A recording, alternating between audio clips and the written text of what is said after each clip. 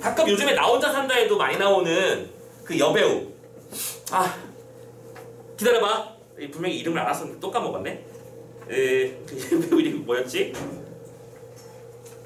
잠깐만요. 답답하면 못 참으니까. 김씨 표류기.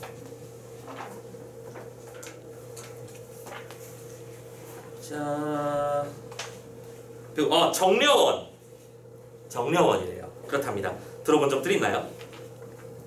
아무튼간에 주인공은 이게 김씨 역할로 정재영 배우가 나왔었고, 정려원 배우가 이제 여기 나오는 이제 뭐랄까 여주인공으로 등장을 하는데 여자 김씨. 그러니까 둘 다 김씨입니다. 그래서 이 김씨가 표류하는 이야기라고 되어 있는데. 이 작품은 참고로 혹시 나중에 영화를 보게 된다면 그 장면이 너무 유명해요. 이 짜장면 만들어내는 장면. 분명히 짜장면을 여기 보시면 아시겠지만 시켜주기까지 하는데 안 먹어요. 자기가 스스로 완성해서 내 손으로 만드는 게 굉장히 중요해서 그 짜장면 만드는 장면이 나오는데 그 장면이 마치 예술 영화 보는 것 같은 느낌이 들어. 그거 보고 있으면 짜장면 겁내 땡겨요. 짜장면 먹고 싶으면 그 장면을 한번 봐주는 것도 가치가 있는 일인데, 아무튼 기본적인 얘기 좀 몇 가지 정리를 해놓고 한번 시작을 해보도록 합시다. 일단은 아까 페이지가 어디였죠? 오케이. 216페이지를 먼저 열어보시면 앞부분의 줄거리가 좀 정리가 되어 있습니다. 요거 좀 먼저 읽고 가자고요. 빗독촉에 시달리던 남자 김씨가 있습니다. 자, 그러면 남자 김씨가 있고, 당연한 얘기 하나만 하고 올까? 당연한 얘기 하나만? 기본적으로 이 작품의 갈래는 뭐임? 시나리오. 시나리오는 극갈래 중에 하나로 영화나 드라마의 대본을 말하는 것이다. 맞죠? 그리고 당연하게도 시나리오가 출제의 대상이 되는 순간 무슨 일이 벌어진다? 출제의 요소는 갈래적 특징 요소가 될 것이다. 이거는 안 나오면 이상한 문제입니다. 그죠? 이상한 포인트입니다. 여러분들 뒤에 있는 문제를 보시면 3번 문제 딱 보세요. 셔레이드라는 얘기 처음 보죠? 선생님도 처음 봤어요. 근데 이 셔레이드라고 하는 낯선 용어를 들고 와서 작품 속에서 이 요소가 어떻게 쓰였는가를 파악해보라고 문제를 내고 있잖아. 그죠? 아주 친절하게 설명을 다 달아줬을 거야. 우리는 맥락 파악해서 장면에서 이것들이 제가 문제 선택지를 보시면 75번부터 101번까지 이 셔레이드가 어떤 식으로 사용되는지를 설명하고 있으니 이걸 먼저 읽어놓고 읽으면 문제를 좀 좋겠죠. 자, 그래서 이걸 먼저 시작해놓고 작품을 읽을게요. 영화 기법 중에 셔레이드라는 게 있답니다. 원래 이 녀석은 마주보고 서서 상대방이 몸짓이나 동작을 통해서 나타나는 바에 의미를 맞추는 제스처 게임에서 유래된 단어예요. 여러분들 왜 그런 거 있잖아요. 이거 이어폰 딱 꽂고 막 행동으로 묘사를 하면, 그치? 상대방이 맞추는 그런 게임. 영상 예술에 있어서 이 셔레이드라고 하는 것은 배우의 표정, 동작 등 신체 언어를 통한 의미 표현과 대사 이외의 모든 비언어적 표현 수단을 동원해서 표현되는 상징적 의미의 창조를 총칭하는 개념이야. 인물의 다른 요소들 중에 이 인물이 하고 싶은 말이 무엇인지 파악하는 것. 셔레이드에는 인물의 표정이나 행동, 소독으로 이용하는 방법, 시간, 장소, 상황 같은 장치를 동원하는 방법 등이 있는데, 지금 여기서 등이라는 표현을 썼죠. 뭐요? 선택지에 써먹고 싶다는 얘기일 겁니다. 셔레이드는 극적 상황을 직접 드러내는 언어성에서 벗어나, 자, 이게 키워드지. 직접 드러내면 안 돼. 나는 지금 슬퍼요를 직접 말하면 안 된다는 거야. 행동을 통해서, 소재를 통해서, 극적 장치를 통해서 드러낸다는 얘기겠죠. 간접적 표현을 통해서 관객의 정서적 반응을 이끌어내는데요. 이 김씨 표류기는 등장인물들을 통해서 소통이 제대로 이루어지지 않는 현대사회의 모습을 우회적으로 비판한 것이, 이건 주제야. 지금 자연스럽게 주제까지 언급돼버렸죠. 소통이 부재하는 현대인의 삶을 비판하는 작품입니다. 오케이? 이거 동시에 이 소통이 이루어지기를 염원하는 내용. 참고로 이 작품 끝까지 보시면 아시겠지만 이 정도는 스포일러라고 해도 될 것 같아요. 결국에는 맞나. 하지만 그게 우여곡절이 되게 심각합니다. 한번 보세요. 이 작품. 이를 효과적으로 표현하기 위한 다양한 셔레이드 기법들이 나타나 있을 겁니다. 그러면 지문 속에서 우리가 읽어야 될 건 뭐예요? 소통하고자 하지만 소통이 이루어지지 않는 모습들을 여러 가지 기법들과 여러 가지 등장인물의 행동과 또 소재들을 통해서 보여줄 거라고 선언한 거잖아. 그럼 우리는 그런 것들을 찾으면서 작품을 읽어야 되는 거지. 오케이. 자, 아무튼 간에 이런 내용이 있고요. 전체 줄거리가 나와 있으니까 써먹어 보도록 합시다. 빗독촉에 시달리던 남자 김씨가 있습니다. 그리고 자 보자. 김씨. 남자 김씨예요. 빗독촉. 시달리고 있죠. 그래서 투신 자살을 하려고 합니다. 한강에요. 근데 분명히 몸을 던졌는데 웬 무인 살아남아서 웬 무인도인 밤섬에서 깨어나죠. 참고로 지금은 밤섬이 출입이 되지만 과거에 지금도 안 되나? 모르겠네. 이 밤섬이 참고로 이 자연 보호 구역으로 설정돼서 못 들어가는 시기도 좀 있고요. 그래서 아예 모든 존재가 아무도 못 들어가게 했다가 또 들어가게 했다가. 참고로 이 밤섬도 옛날부터는 사람이 살았던 곳이라고 합니다. 사람이 살아는 어떤 분명히 유인도인데 국가 정책에 의해서 다 내쫓았다가 또 최근에는 그 밤섬 퇴출로 인해서 그 자신의 고향을 잃어버린 사람들이 또 와서 제사도 지내고 하고 그러더라고요. 뭐 어쨌든 아무튼 밤섬에서 깨어나 버립니다. 말 그대로 한강의 무인도에 혼자 살고 있는 셈인 거야. 그런데 이곳에 탈출하려던 남자는 버려진 오리배에 잘 보금자리를 만들고는 물고기를 잡아먹으며 혼자서 원시인처럼 살아가게 되는 거죠. 뭐요? 소통의 끝에 혼자의 고립을 선택한 거죠. 남자는 뭘 선택했습니까? 고립을 선택했습니다. 분명히 이거 한강 중간이니까 그지? 아니 눈 떴는데 맞은편에 사람들이 배 타고 돌아다니고 있고요. 아파트 단지 보이고 차도 다 보여요. 탈출 충분히 할 수 있다니까요. 근데 안 합니다. 자, 그러다 어느 날 쓰레기 속에서 그냥 막 물통에 쓰레기 막 던져오잖아. 근데 짜장라면 양념가루, 그치? 짜장면 스프요. 짜파의 스프를 발견한 거지. 그래서 이 남자는 짜장면이 먹고 싶어져 농사를 짓기 시작합니다. 오케이? 옥수수 농사를 짓기 시작해요. 한편 여자 김씨가 있습니다. 두 번째 김씨 여자죠. 근데 이 여자는 다른 사람과 교류하지 않고 방 안에만 틀어박혀 지냅니다. 이거는 정신적인 고립에 들어가 있어요. 자, 이 친구는 육체적으로 고립되는 길을 선택했고요. 여인은 얘도 똑같이 고립인데 이쪽이 상대적으로 정신적인 고립에 가깝습니다. 그러니까 히키코모리라고 말하는 것보다 더 심각한 상태입니다. 참고로 이 사람은 바깥 사람을 만나면 큰일 나는 줄 알아요. 그래서 절대로 마주치지 않고요. 틀어박혀 지내는 여자가 있는데 그녀의 유일한 취미는 방 안에서 방 바깥에 사진을 찍는 거야. 근데 우연히 밤섬 쪽을 찍고 있는데 웬 사람이 거기서 농사를 짓고 있네? 아니 저건 또 뭐지? 하면서 관심을 기울이기 시작하죠. 자, 여자 김씨가 남자 김씨를 발견하면서부터 상대방에 대한 뭐가 생기는 거야? 관심이 생기고, 참고로 우리는 주변을 알고 있으니까 이 관심이 결국에는 소통으로 이어지는 겁니다. 오케이? 그래서 이후 여자 김씨는 남자 김씨에게 동질감을 느끼고 와인병을 이용해서 편지를 보내는 등 메시지를 전달하기 위해서 노력합니다. 와인병을 멀리 던져가지고 그지? 바다에 둥둥 떠나가게 해서 또 흘러가게 만드는 것이죠. 자, 씬 넘버 75번부터 봅시다. 숲속 어딘가에 와인병이 퍼묻혀 있죠? 집어들었습니다. 보면 한참 동안 숲을 뒤진 듯 남자의 몰골은 말이 아닌데, 그러니까 뭔가 우리가 생활할 때 도움이 되는 장치를 찾기 위해서 노력하는 거죠. 마침내 발견한 와인병에 뛸 듯이 깊은 남자, 꼴딱 마른 침을 삼키고 급하게 뚜껑을 열어 병 안에 든 종이를 꺼냅니다. 종이를 폈죠. 도저히 믿기지 않는 듯한 남자의 표정. 남자의 손에 들린 종이 위에는 Fine, Thank you, and You가 적혀 있습니다. 그리고 76번 장면으로 넘어가지 바로 모래사장에 글씨를 씁니다. 남자가 쓰고 있는 글씨는 Fine, Thank you죠. 뭐요? 당신의 알 수 없는 누군가의 메시지를 받아보았다. 그렇지? 그러니까 처음에 이 장면의 앞에 상냥되어 있는 게 뭐냐면 김씨는 어느 날 와인병이 하나 들어왔는데 메시지가 써져 있어서 그냥 개무시하고 있었던 거야. 근데 또 다음에도 메시지를 받았는데 거기서는 내가 어저께 했던 일이 막 써져 있는 거야. 뭐야? 그치? 이상하지? 그리고 또 다음날에 또 다음 얘기가 써져 있고, 그래서 누군가가 나에게 지금 닿으려 하고 있구나. 즉 뭐야? 소통이죠. 그걸 느끼고 자신도 누군가는 나를 지켜보고 있는 건 확실한 것 같으니 자신의 어떤 소통이 닿고 있음을 보여주기 위해서 파인 땡큐를 쓴 거야. 77번입니다. 남자가 괴로워하고 있네요. 웬일인지. 뭔가 기억이 안 난다는 듯. 그리고 순간 기억이 떠오릅니다. 맞다. 마니또. 왜 우리 어렸을 때 마니또 게임이라고 있었잖아. 누군지 모르는 애한테 편지도 받고 선물도 받고. 요즘도 하나? 요즘 마니또 게임이라는 게 있습니까? 요즘은 거의 없을 것 같은, 회사에서 종종 하는 걸로 알고 있어요. 아무튼 간에 근데 막상 누군지 알게 되면 또 그냥 그렇고 그래. 그러니까 마니또 게임은 누군지 모르고 있을 때가 제일 좋은 거야. 맞지? 펜팔 막 그런 거잖아. 그러니까 뭐예요? 김씨는 도대체 이 메시지를 보는 사람이 누군지 궁금한 거야. 근데 이걸 마니또 게임으로 생각하자고 받아들이는 중이죠. 참고로 허수아비, 이건 뭐냐면 여러분도 혹시 그 다른 영화 중에 캐스터웨이 이런 작품들을 봤는지 모르겠는데 거기서도 이 외로움에 사무친 사람들은 꼭 뭔가 짝을 하나 만들어 놓죠. 윌슨 배구공을 만들어 놓는다든지. 이것은 허수아비를 만들어 놨습니다. 허수아비랑 얘기하는 거예요. 맞아, 그러면 되는 거야. 그치? 그게 누군지 뭐 중요하냐? 안 그래? 이때 허수아비가 살짝 돌아가죠.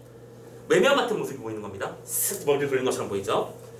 정색합니다. 이야 이 새끼 너 요즘 자꾸 내 말 무시하더라? 하면서 허수아비의 얼굴을 자꾸 돌리려는데 허수아비 뒤쪽으로 뭔가 잎사귀가 하나 삐쳐나와 있는 거야. 천천히 허수아비를 뽑으면 어느 틈에 자란 키 큰 식물 옥수수. 바라보는 남자의 표정은 환해지기 시작합니다. 옥수수! 으아 옥수수! 하면서 신나게 뛰어다니기 시작합니다. 우리가 하였어 우리가 기적을 만들었단 말이야. 우리 옥수수다! 남자는 허수아비를 번쩍 들어 말치추듯 빙글빙글 돌기 시작하고 환호하는 남자와 허수아비가 나오죠. 자, 참고로 이 옥수수가 왜 중요할까? 선생님이 말씀드렸지만 남자는 자기 손으로 뭔가 이뤄내고 싶은 거야. 사회에서는 그냥 빚쟁이, 독촉이 시대에는 별 보려는 남자지만 여기서는 뭔가 나의 삶의 의미를 찾고 싶은 거지. 그래서 짜장면을 만들어내려고 노력하는데 참고로 요 앞에 되게 웃기는 장면도 많아. 이 사람이 짜장면을 먹고 싶어 한다는 걸 눈치챈 여자 김씨는 놀랍게도 남자 김씨한테 짜장면을 시켜줍니다. 밤섬에 짜장면 한 그릇 배달이요. 근데 일단은 왔는데 밤섬에 가라잖아. 그래서 배달부들 우리나라 배달부의 특징은 뭐예요? 시키면 다 가지. 한강공원 한가운데로 다 가잖아. 이 사람은 밤섬이라고 했으니까 밤섬에 오리배를 타고 가요 직접. 오리배 타고 가서 진짜 이 사람들 장난하는 것도 아닌가 하면서 막 짜장면을 줘요. 근데 우리 주인공은 짜장면을 거부합니다. 그리고 짜장면 배달부는 열받아 하죠. 여기까지 왔는데 자기가 주문 안 했다는 거잖아. 머리에 맡아가면서 또 다시 전화한 데 찾아가지고 도대체 당신 나한테 왜 그러는 거냐 막 화를 내고 그런 장면들이 있어요. 하지만 어쨌든 이렇게 해서 이 짜장면이라는 소리가 되게 중요한 게 보여지고요. 다시 이제 옥수수를 길렀습니다. 옥수수를 길러서 그 옥수수 가루를 빻아냈고요. 빻아서 가루를 다시 또 물에 개가지고 반죽을 만들었고요. 그 반죽을 잘 끓여가지고 이제 면을 만들었으며 그 면 위에 짜장면 스프 구덩구덩한 그 순간 쫙 찢어가지고 싹 뿌리는 소리가 나는 거야. 오케이? 찢는 손길이 가볍게 떨립니다. 양념 가루의 마지막 하나까지 망김없이 털어내고 잘 익은 노란면 옥수수니까 뿌려지는 검은 양념가루. 나무 젓가락을 꺼내 쓱쓱 면과 양념가루를 비비는 남자. 배고파 씨. 금세 시커멓게 변한 등격발. 이거 장면을 봤으면 알 거야. 되게 맛있게 그려요. 어느 정도 비벼진 면을 잠시 보러보는 남자. 남자의 표정은 감격으로 가득하죠. 작게 벌린 입에서 흘러나오는 남자의 호흡을 가늘게 떨리고 완성된 남자의 짜장면을 한 젓가락 들어 입으로 가져가죠. 후룩 입으로 속으로 빨려 들어가는 면발. 우거우거 씹는 남자의 감정은 어느 순간 북받칩니다. 감정을 누르고 또 한 젓가락 입에 넣고요. 근데 씹으면 씹을수록 점점 뜨거워지는 눈시울. 다시 북받치는 감정. 어느새 뚝뚝 떨어지는 굵은 눈물. 남자는 이가가 시커멓게 되도록 짜장면을 우겨 넣은 것 보지만 북받치는 그 감정은 참을 길이 없어. 애써 웃어보려고 하는데 자꾸만 눈물이 흐르고 이제껏 흘려본 적이 없는 그 눈물. 살아있음의 증거 같은 눈물이다. 자, 중요한 단어 나왔죠? 이 짜장면이라고 하는 게 무슨 의미냐면 남자 김씨에게 살아있음의 증거라고 보여집니다. 참고로 작품이 어떻게 하면서 시작했었죠? 투신 자살하려고 하면서 시작했습니다. 삶의 의미를 찾지 못한 것이죠. 근데 이제 고립 상태에서 살면서 오히려 사회라는 것을 그리기 시작하고 자신의 어떤 자존감을 생각하기 시작하고 나 혼자 무언가를 해낼 수 있다라고 하는 감정을 얻게 된 거야. 그치? 삶의 의미를 찾게 된 것이지. 자, 그래서 눈물을 뻥뻥 흘리는데 99번 씬으로 넘어가면 여자가 무언가를 바라보면 나지게 말하죠. 참고로 여자는 이제 아파트 창문으로 이 모습을 보고 있는 거야. 카메라 줌 당겨가지고. 그러면서 뭐라고 합니까? Congratulations. 축하해라는 말을 하고 있는 거죠. 되게 상징적인 말이죠. 남자의 사진들로 도배된 벽면. 방금 인쇄한 남자의 사진을 붙이는 여자. 이 남자의 삶의 모습을 본 거야. 그리고 여자는 뭘 관찰하고 있는 거지? 남자가 좌절의 끝에서 죽음을 선택했다가 삶의 의미를 찾아가는 과정을 나도 직접 내 눈으로 목격하고 있는 거죠. 됐습니까? 그 과정에서 여자 역시 눈물을 흘리죠. 그러면 이 두 사람이 흘리는 눈물의 의미는 뭐가 되는 거야? 도대체 뭐야? 바로 삶이라는 것은 무엇인가의 의미를 찾는 것이고, 여기서 중요한 건 뭐라고 했었지 아까? 소통이라고 했었지. 고립에서 벗어나기 때문에 소통인 거야? 고립에서 벗어나는 거야. 키워드 이 정도만 잡아주시면 돼. 자, 붙박이장에서 그래서 그 다음에 상징적인 장면이 하나 나오죠. 이리저리 몸을 뒤척이는 여자. 몸이 갑자기 커져졌을 리도 없는데 오늘따라 관같이 비좁게 느껴진다고 되어 있습니다. 뭐예요?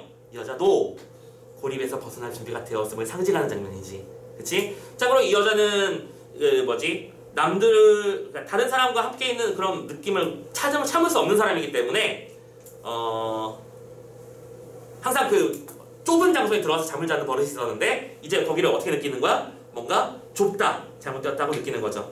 그래서 그 다음 씬으로 어떻게 이어지고 있어? 달빛이 들어온 한밤의 방, 미닫이 문을 열고 나오는 여자, 맨발로 선 여자, 쓰레기들을 한쪽으로 대충 밀치고 자리를 잡고는 천천히 몸을 눕힌다. 부드럽게 하늘거리는 커튼, 창가를 바라보던 여자, 시선이 어느새 평온하게 감긴다. 뭐예요? 안정을 찾기 시작한 거죠. 드디어 밖을 대면한 상태로 잠을 잘 수 있게 된 거잖아. 그래서 이 다음이 되게 궁금하지? 궁금하지 않냐? 나만 궁금해?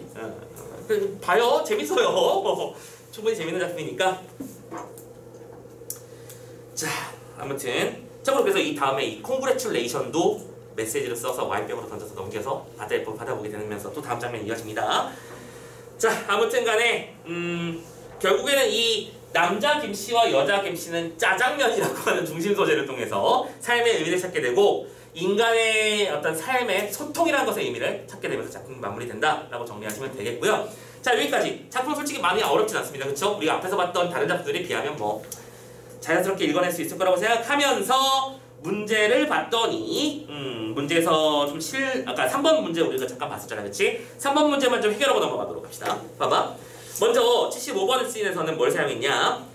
파묻혀 있는 와인병, 종이 등 소도구를 이용한 셔레이드를 사용했다고 돼 있어. 자, 도대체 왜 이게 셔레이드가 되는 거야? 지금 여기서 중요한 거는 소통의 가능성이라는 단어를 사용했지, 그치? 근데 이 와인병은 우리가 지금 봐서 이제 알죠?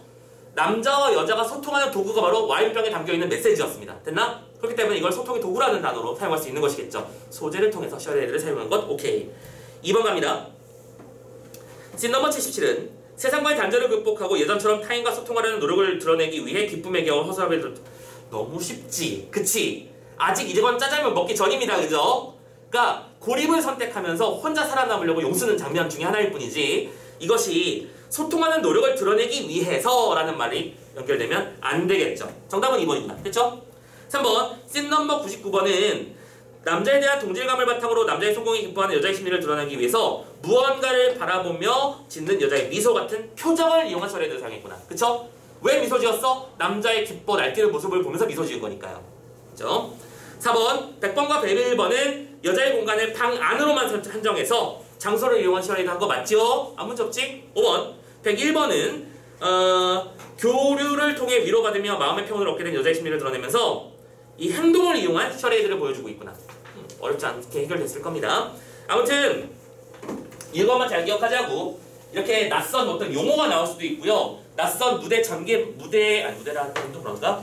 전개 방식 얘기 혹은 그 갈래적의 고유한 특징들을 묻는 문제가 나올 가능성이 높지만 낯선 용어가 나오면 오히려 문제의 난이도는 쉬워지는 거다라고 생각하자고. 만약에 낯선 용어가 나온다고 해도 이 정도는 해결할 수 있을 것 같아요.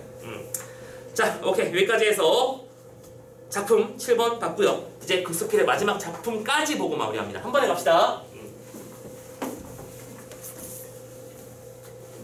스킬 간단한 한 페이지짜리 작품이라서 쭉 보고 마무리합시다. 왜 이렇게 배고프지? 이거 하면 안 돼. 위험한 작품이에요.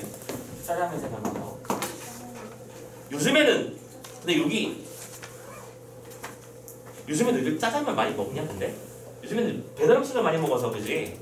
여기저기 짜장면 그만해 하지마 얘기하지마. 자꾸 생각나잖아. 자, 새 출발점에 선 당신에게. 새 출발점에 선 당신에게. 자, 수필 나왔네요. 그리고 우리는 또 당연한 얘기 한 번만 더 하고 마무리합시다. 자, 수필이 나왔습니다. 수필에서 중요한 건 뭐다? 개성이다. 이 개성을 파악하는 방법은 두 가지다. 두 가지. 첫 번째 뭐? 나와라. 첫 번째 표현상의 특징 요소가 되지, 그치? 같은 문장을 쓰더라도 같은 이야기를 하더라도 어떤 사람은 좀 간결하고 명확하게, 어떤 사람은 화려한 미사용어를 동원해서 수식해서 쓰는 걸 좋아할 수 있잖아. 이런 식으로 이 수필의 표현상 특징 요소들 그리고 비유법, 수사법 이런 것들을 통해서 특징이 드러나니까 그 요소는 당연한 것. 그래서 참고로 이거는 보통 이렇게 되잖아. 우리가 알고 있잖아. 얘들아, 수필이 단독으로 나오는 거 본 적 없지 최근에? 수필은 보통 뭐랑 묶여? 갈래복합이라는 이름으로 시랑 묶이잖아. 그래서 이 요소가 중요해지는 거야. 이거는 시랑 묶음의 지문으로 나왔을 때 묶기 좋은 요소라는 것이지. 그쵸? 두 번째, 이건 중요하죠. 소재에 대한 태도가 중요하다. 그래서 읽으면서 작품에서 중심에 두고 있는 소재가 무엇이며 그 소재에 대해서 어떤 태도를 가지고 있는가를 읽으면 된다. 어렵지 않다. 라고 말씀을 드렸죠. 그리고 하나만 더 체크 좀 할게요. 예전에 이런 문제가 연결됐던 적이 있지. 그 모의고사 중에 수능 특강에는 게으름이라고 하는 것을 비판의 대상으로 다루는 수필이 나왔었어요. 그런데 연계 모의고사에서는 게으름을 긍정하는 내용의 수필이 등장했던 적이 있었어요. 한번 선생님 말씀드렸었나 모르겠네요. 원래 작품은 용풍, 용은 그러니까 게으름이라는 뜻이고 풍은 풍자한다는 얘기거든. 용을 풍자하는 소설이 아니면 수필이 수능 특강 지문에 등장했는데 정작 시험에 나온 건 조용, 그러니까 뭐랄까 게으름이라는 것을 뭔가 여유로움이라는 의미로 해석하는 또 다른 틀이 나왔다는 거. 그러니까 뭐가 중요하다는 거야? 소재에 대한 태도가 중요하다고 자꾸 말씀을 드리는 거지. 오케이? 자, 어떤 얘기가 나와 있고 어떤 게 핵심 내용인지 한번 쫙쫙쫙 읽어봅시다. 어렵지 않게 쭉 해결할 수 있을 거라고 생각을 합니다. 자, 가자. 나와 같이 징역살이를 한 노인 목수 한 분이 있었습니다. 하면서 시작했네요. 일단 뭐 당연한 얘기지만 이건 작가 자신을 말하는 건 알고 있지. 자, 징역살이를 했는데 노인 목수가 한 분 있어요. 노인 목수. 언젠가 그 노인이 내가 무언가를 설명하면서 땅바닥에 집을 그렸는데 그 그림에서 내가 받은 충격은 잊을 수가 없습니다. 집을 그리는 순서가 판이했기 때문이다. 판이 매우 다르다라는 뜻이죠. 왜? 지붕부터 그리는 우리들의 순서와는 거꾸로였습니다. 자, 나를 포함하는 우리라고 표현해보자. 우리들은 집을 그릴 때 어떻게 그려? 지붕부터 그리죠. 우리 선생님도 자연스럽게 집 그리려고 하면 당연히 이런 일을 하고 있는 거죠. 그죠? 오케이? 그런데 우리들의 순서가 거꾸로야. 그는 먼저 주춧돌을 그린 다음 기둥, 도리, 들보, 석가래, 지붕 서서 그리고 그가 집을 그리는 순서는 집을 짓는 순서대로 그리는 거야. 그렇지? 이거 여기서 그라고 표현했죠. 그는 집을 짓는 순서대로 그림을 그렸어. 자, 사건이 등장했고요. 이 사건의 의미를 판명하면 되는 겁니다. 계속 따라가자. 일하는 사람의 그림이었습니다. 일하는 사람이라는 건 뭔데? 그러니까 뭔가 피상적인 게 아니라 진짜로 삶의 경험이 녹아있는 대상이라는 얘기입니다. 그죠? 세상에서 지붕부터 지을 수 있는 집은 없습니다. 그럼에도 불구하고 지붕부터 그려온 나의 무심함이 부끄러웠죠. 오케이, 그렇구나. 나의 서가가 한꺼번에 무너지는 낭패감이 들었고 나는 지금도 책을 읽다가 건축이라는 단어를 보면 한동안 그 노인의 얼굴을 생각합니다. 뭐예요? 부끄러움을 느꼈대요. 나를 포함한 우리는 지붕부터, 즉 다른 말로 뭐냐면 피상적으로 혹은 추상적으로 대상을 인식했다는 거야. 대상의 구성 요소나 구성 방식, 구성의 순서 같은 걸 따지지 않고 그냥 겉에 보이는 것, 내가 익숙한 것, 내가 편한 것에 익숙해서 그림을 그렸다는 얘기지. 하지만 노인의 그림에서는 집 짓는 순서라는 게 등장했습니다. 그쵸? 이건 뭘 알고 있는 거야? 대상의 본질적 의미를 알고 있는 것이잖아. 요게 핵심이네요. 그죠? 그러면 이 두 개는 뭐야? 때립되는 적이니까 출제 요소가 되는 것이며 이 작품에서 하고 싶은 얘기도 바로 이런 부분이겠지. 네? 다음 얘기 갑니다. 차칠이라는 사람이 라고 했어요. 이건 뭐야? 자신의 경험을 여태까지 말해줬다면 이번에는 고사를 인용해서 들고 오는 거야. 그리고 얘들아, 우린 다 알고 있지? 고사 인용은 왜 하는 건데? 자신이 하고자 하는 말을 좀 더 주장을 강화시켜주기 위해서 하는 거잖아. 가봅시다. 차칠이라는 사람이 있습니다. 근데 이 사람이 어느 날 신발을 사러 갔대요. 근데 발의 크기를 본으로 떴는데요. 본 뜨다, 본을 뜬다는 얘기는 똑같이 그려놓은 거죠.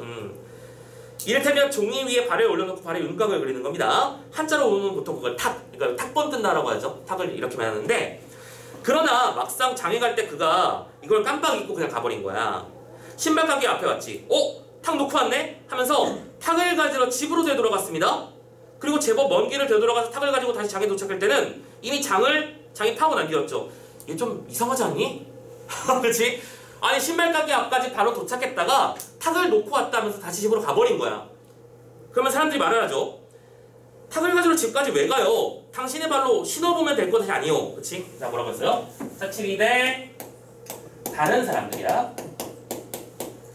차칠이는 탁이란 빨간색으로 쓰자. 탁이라고 하는 게 필요했다고 했고, 다른 사람들은 너의 발에 그냥 맞추면 되지 않느냐라고 말했죠. 자, 그러면서 말을 했는데 차치리가 대답을 했습니다. 아무려면 발이 탁만큼 정확하겠습니까? 똑같은 거네, 이퀄이었던 거네, 그치? 그러면 여기서 말하는 탁이라고 하는 건 뭐예요? 피상적이고 추상적인 것이며 그저 본 뜬 것에 불과하지. 본을 뜨는 것. 진짜 그 구성 요소가 뭔지는 알지 못한 채 겉으로 보이는 것만 따라온 거야. 근데 발이라고 하는 건 뭐예요? 그 대상이 다시 지니고 있는 아까 말씀드렸지만 본질적인 모습 그 자체라고 말씀을 했었죠. 그치? 있는 그들의 모습을 분명히 가지고 있으면서 왜 그걸 사용하지 않느냐라고 말한 것이고, 자, 참고로 이런 식의 표현을 우리가 사자성어로 뭐라고 하죠? 본말이 뒤어박힌 거. 말 그대로 본말이 전도되는 것이며, 그치? 신발 사러 가놓고는 신발의 사이즈를 맞추기 위해서 내 발의 사이즈를 본뜨는 기기가 필요하다고 말하는 중이잖아요. 그쵸? 그리고 이걸 다른 말로 또 뭐라고 하자? 주객 전도의 표현이라고도 합니다. 맞죠? 자, 체크해 주시고요. 자, 계속 갑시다. 주춧돌을 집부터 그리던 그 노인이 발로 신어보고 신발을 산 사람이라면 나는 탁을 가지러 집으로 가는 사람이었던 것이죠. 탁과 족, 교실과 공장, 종이와 망치, 의상과 사람, 화폐와 물건, 인구와 노동력, 이름과 실천. 자, 지금 이거 뭐 하는 거예요? 열거라는 표현 방식을 통해서 뭔가 말하고 싶었던 거지. 표현상 특징이니까 체크. 이때 열거된 내용들이 전부 다 뭐였더라? 탁과 족이라고 했잖아. 탁은 본뜬 것이고 족은 본질적인 것이었지. 발족자니까요. 그쵸? 뭐예요? 대상의 본뜬 것과 본질의 관계를 가지고 있는 것들을 열거함으로써 또 주장을 강화하고 있는 것. 됐죠? 자, 이런 것들이 뒤바뀌어 있는 우리의 사고를 다시 한번 반성케 하는 교훈이라고 생각합니다. 오케이, 좋아요. 여기까지가 일단 핵심적인 내용이었고요. 계속 나는 당신을 위로하기 위하여 이 이야기를 전하는 것이 아닙니다. 갑자기 나가 나오고요. 다시 한번 당신의 얘기 나옵니다. 작품의 제목이 뭐였죠? 새 출발점에 선 당신에게라고 돼 있지. 참고로 이 글은 뭐냐면 수필은 수필인데 대학교를 합격해서 이제 대학생 생활을 시작하는 친구들에게 보내는 글인 거야, 이거. 그러니까 지금 내가 당신에게 마치 편지를 쓰는 것처럼 편지 글의 형식으로 작품을 전개하고 있다는 거 체크해 주시고요. 형식의 요소니까. 계속. 그런데 위로라고 하는 건 진정한 애정이 아닙니다. 위로라고 하는 건 그 위로를 받는 사람으로 하여금 스스로가 위로의 대상이라는 사실을 확인케 함으로써 다시 한번 좌절하게 하는 것입니다. 자, 무슨 말을 했어요? 나는 당신을 위로하는 것이 아니다. 위로라고 하는 건 상대방이 상처를 입었다는 걸 상정하는 것이니까. 됐죠? 계속. 나는 당신이 이 대학에 간 시에서 이 편지를 됐구나. 대놓고 편지라는 단어를 썼네요. 자신의 글을 편지라고 표현하고 있습니다. 그러니까 뭐예요? 서간체 형식의 수필이라는 거 확인할 수 있지. 편지, 서간체 같은 말이다. 아니면 어느 공장의 작업대 옆에 서 있든 상관하지 않습니다. 어느 곳에 탁이 있건 탁이 아닌 발을 상대하고 있다면 상관없는 것이죠. 만일 당신이 사회 현장에 있다면 당신은 당신의 살아있는 발로 서 있는 것입니다. 그러니 당신이 대학교 교정에 있다면 더 많은 것을 깨달을 수 있는 장소에 서 있는 것이죠. 대학은 기존의 이데올로기를 재생산하는 종속의 땅이기도 하지만 그 연쇄의 고리를 끊을 수 있는 가능성의 땅이기도 합니다. 왜요? 대학이라고 하는 게 뭐지? 지금 여기서 말하는 건 뭐예요? 대학이잖아. 지금 이런 얘기하고 있는 거야. 이 말이 무슨 뜻인지 이해해봐. 모든 사람이 대학 가는 건 아니야. 맞지? 동학교를 졸업했어. 누군가는 산업의 현장에 갈 거잖아. 그럼 거기서 너희들은 너의 발로 거기 서 있을 거래. 삶의 본질을 지금부터 깨닫게 되는 거라는 얘기를 하고 있는 거야. 근데 또 많은 친구들은 어디를 가잖아? 대학이라는 걸 가잖아. 근데 대학이라고 하는 건 기본적으로 뭐예요? 이데올로기를 재생산하는 곳이에요. 교수님들이 우리한테 똑같은 지식을 다시 한번 알려주는 거잖아. 그치? 현재 기존의 어떤 이데올로기, 기존의 가치들을 알려주는 장소라는 겁니다. 하지만 우리는 동시에 여기를 뭐라고 생각한다? 가능성의 땅이라고 표현했습니다. 교수님들의 이야기를 앵무새처럼 반복하는 게 아니라 자기 나름대로 재해석하고 새로운 이념을 만들어낼 수 있는 가치가 생산될 수 있는 공간이 바로 어디다? 대학이다. 말하고 있는 거겠죠. 그래서 중요한 단어를 설명했고 당신은 그동안 못했던 일을 하고 만나고 싶은 사람을 만나고 가고 싶은 곳을 찾아가겠다고 했습니다. 일반적으로 신입생들이 하는 얘기잖아, 그치? 그동안 뭐 맨날 공부만 했으니까 여행도 가고 싶다고 하고 뭐 그러죠.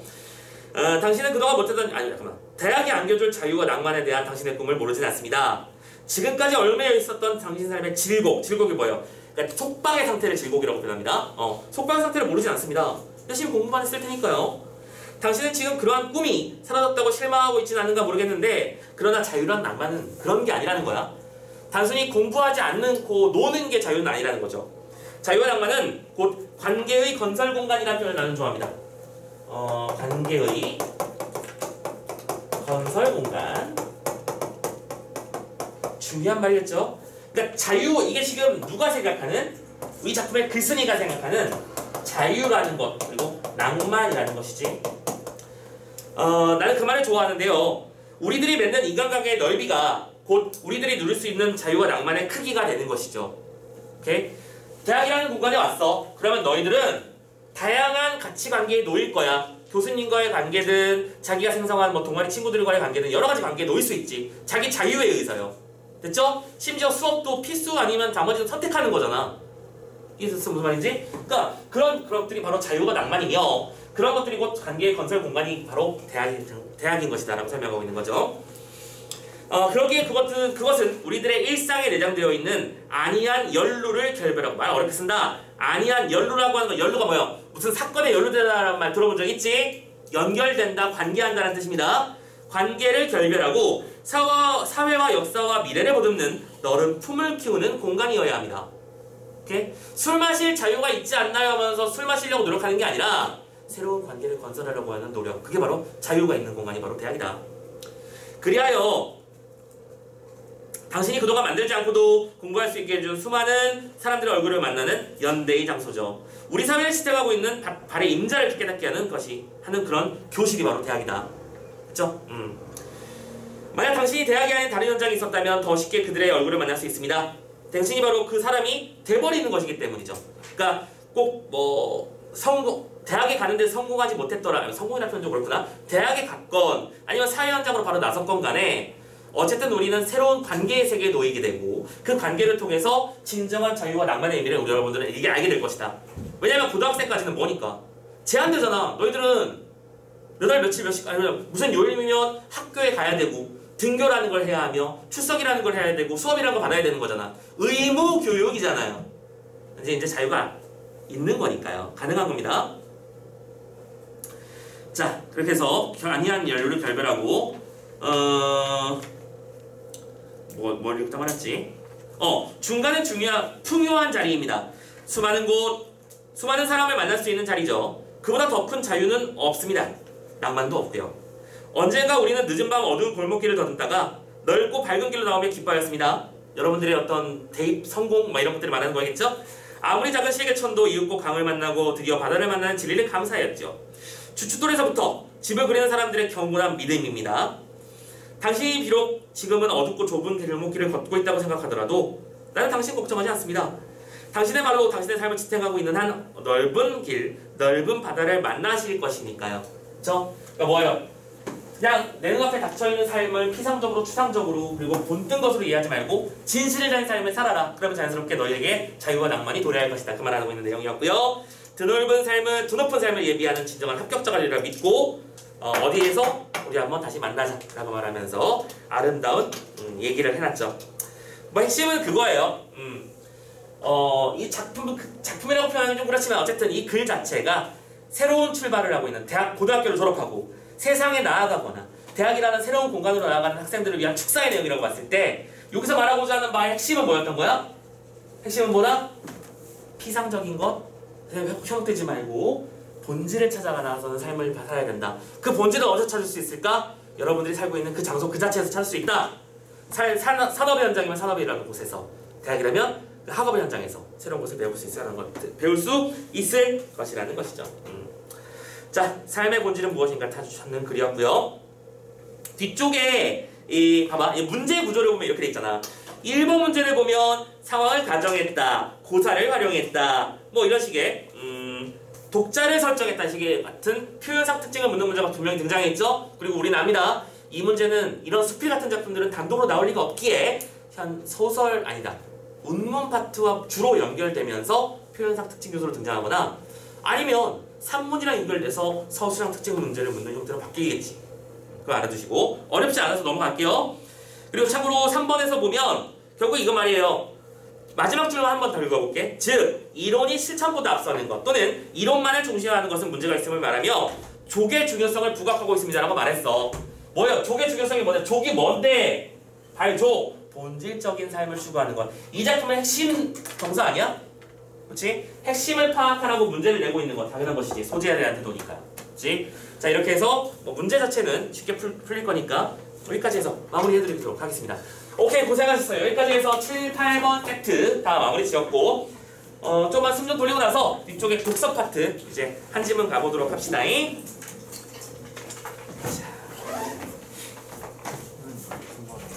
다시 한번